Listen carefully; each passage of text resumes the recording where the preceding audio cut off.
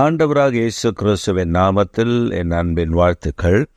இந்த நாளிலேயும் உங்களை சந்திப்பதில் மகிழ்ச்சி அடைகிறேன். இன்றைக்கு நம்முடைய தியானத்திற்காக நாம் தெரிந்து கொள்கிற வேத வசனம் யோவேல் தீர்க்கதரிசன புஸ்தகம் 2ஆம் அதிகாரம் 19ஆம் வசனம்.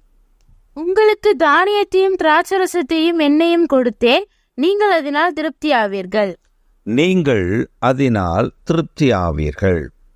அந்த வேத வசனம் சொல்லுகிறது, உங்களை இனி அடிமையாக ஒப்புக்கூடாதபடி உங்களுக்காக நான் ஒரு ஆசீர்வாதத்தை வைத்திருக்கிறது. என்ன?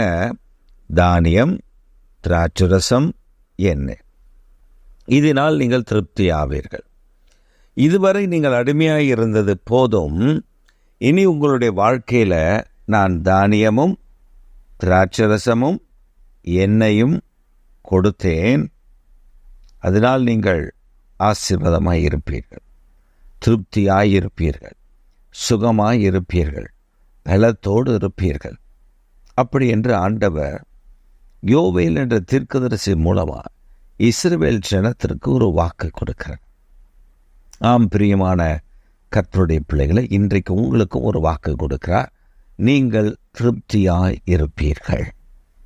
உங்களை கர்த்தர் திருப்தியாக்கி நடத்துகிற தேவன். உங்களுக்கு இருக்கிற குறைவுகள், அடிமைத்தனத்தின் காரியங்கள், அது நீக்கப்படும்.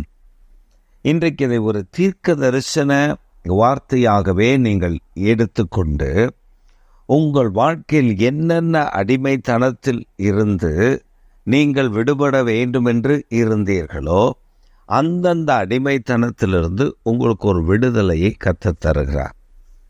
என்னென்ன காரியங்களில் நீங்கள் முடக்கப்பட்டு நெருக்கப்பட்டு கஷ்டப்பட்டீர்களோ அதிலிருந்தெல்லாம் ஆண்டவர் உங்களுக்கு ஒரு விடுதலையை தருகிறார்.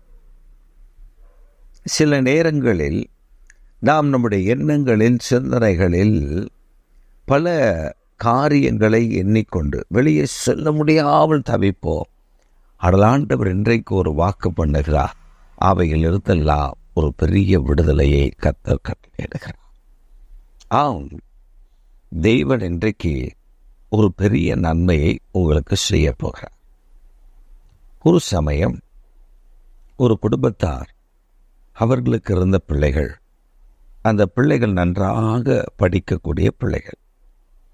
ஆனால் அவர்களுடைய சொந்த தாயார் அவர்கள் சாப்பிடுவதில் கெட்டிக்காரி. நீங்கள் எவ்வளவு கறி கொடுத்தாலும் சாப்பிட்டு விடுவார். பிள்ளைகளுக்கு ஒன்று கூட வைக்க மாட்டார்.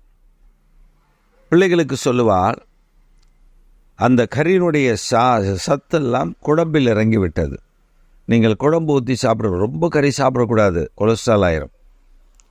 இந்த அம்மா 1 கிலோ கறியையும் அந்த பிள்ளைகளுக்கு ஒவ்வொரு பீஸு 2 பீஸோ கண்ணில் காமிச்சிட்டு, அவங்க வீட்டுக்காரர் 1-2 தான் சாப்பிடுவார், அதிகமாக சாப்பிட மாட்டார். அவருக்கு அப்படி கொடுத்துட்டு மீதமுள்ளதெல்லாம் இந்த அம்மா ஒண்டியாக உட்காந்து சாப்பிட்டு முடிச்சிடும்.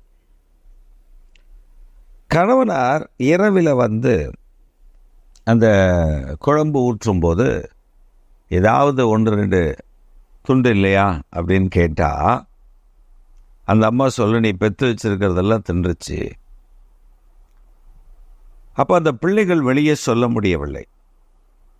அவர்கள் வெளியே சொல்ல முடியவில்லை. இதை நான் ஒரு உதாரணமாக உங்களுக்கு காண்பிக்க விரும்புகிறேன். காரணம், அந்த பிள்ளைகள் தாயாரை எதிர்த்து பேச முடியவில்லை. தகப்பனாரிடத்தில் அதை குறித்து சொன்னால் அவருக்கு புரியவில்லை. இந்த பிள்ளைகள் அவ்வளவு நெருக்கடியில் இருந்தார்கள். காலங்கள் வந்தது. கர்த்தர் காலம் ஒரு சக்கரம் போன்றது, மாறுமல்லவா? மாறினது. கர்த்தர் அந்த பிள்ளைகளை ஆசீர்வதிக்க ஆரம்பித்தார். ஒவ்வொருவரையும் ஆண்டவர் ஒவ்வொரு ஸ்தானத்தில், உயர்ந்த ஸ்தானத்தில் வைத்தார். நல்ல வருமானத்தை கற்றுத் தந்தார். அந்த பிள்ளைகள் பட்ட கஷ்டங்கள் எல்லாம் மறந்து அந்த பிள்ளைகள், ஒவ்வொரு பிள்ளைகளும் நல்ல வருமானத்தில் ஆண்டவர் கொண்டு போய் வைத்து விட்டார். இப்பொழுது அந்த தாயார் வயதாகிவிட்டது. ஆனால் பிள்ளைகள் ஒருவரும் அவரை தன்னிடத்தில் சேர்த்து கொள்ள பயப்படுகிறார்கள். ஏனென்றால் இந்த அம்மா எங்கே போனாலும் அந்த குடும்பத்தை கெடுத்துரும். நல்ல வாயில் வார்த்தை நல்ல வார்த்தை இல்லை. சில சொல்லுவாங்கள்ல, அந்த அம்மா வாயில் சகுனம் சரியில்லைன்னு, அந்த அம்மா வாயில் வார்த்தை சரியில்லைன்னு. அந்த மாதிரி அந்த அம்மா வாயில் வார்த்தை சரியில்லாமல் போய் அவர்கள் எல்லாம் வார்த்தையில் அந்த குடும்பத்தை பற்றி தீமையாய் தூஷிதமாய் மற்றவிடத்தில் பேசுகிறது.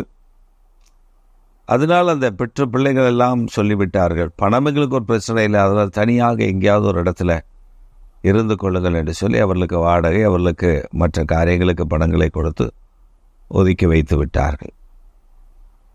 ஏன் இதை நான் சொல்லுகிறேன் என்றால், ஒரு காலத்தில் பிள்ளைகளை அடிமைகளைப் போல நடத்தும் பொழுது அந்த பிள்ளைகள் தெய்வனுடைய பிள்ளைகளாய் இருந்ததினாலே அந்த தாயாரை கொண்டு போய் ஒரு முதியோர் இல்லத்தில் சேர்க்கவில்லை. மாறாக ஒரு வீடு வாடகை எடுத்து அதிலே தவறிலே தங்க வைத்து விட்டார்கள். உனக்கு விருப்பப்பட்டதை சாப்பிட்டுக்கொள், விருப்பப்பட்டதை நீ செய்து கொள். ஆனால் இந்த வயதான காலத்தில் அவர்களுக்கு என்ன விருப்பம் இருக்கும்? எங்கே போய் எதை வாங்கி சாப்பிடுவார்கள்? அவர்களுக்கு தேவையான பணங்களை கொடுக்கிறார்கள். அவர்கள் தங்களை மீண்டும் அடிமையாக்கிக் கொள்ள விரும்பவில்லை. அவர்களை தனிமையாக வைத்து விட்டார்கள். இது நான் சரி என்று சொல்லவில்லை. ஆனால்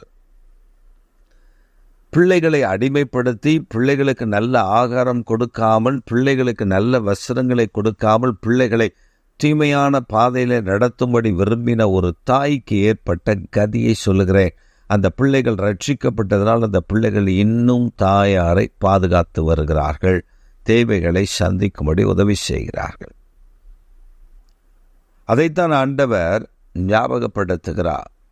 அடிமைத்தன வீடாக எகிப்திலிருந்து புறப்பட்டவனின் ஆண்டவர் இன்றைக்கு உங்களுக்கு சொல்லுகிறார், அந்த அடிமைத்தனத்திலிருந்து ஒரு விடுதலை நான் உங்களுக்கு தந்து திராட்சரசமும் தானியமும் திராட்சரசமும் எண்ணெயும் உங்களுக்கு திருப்தியாக்கும்படி உங்களை திருப்தியாக்குவேன்.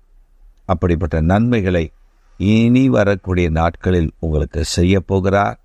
இதுவரை நீங்கள் வேதனைப்பட்டீர்கள், கஷ்டப்பட்டீர்கள், காயப்பட்டீர்கள், துக்கப்பட்டீர்கள், துயரப்பட்டீர்கள். ஆனால் இனி ஒரு பொழுதும் அப்படியல்ல. கர்த்தர் உங்களுக்கு யாவற்றையும் நலமாய் செய்து முடிக்க போகிறார். மகிழ்ச்சியோடு புறப்பட்டு சென்று தேவனுடைய நாமத்தை மயப்படுத்தினர். ஆமென்.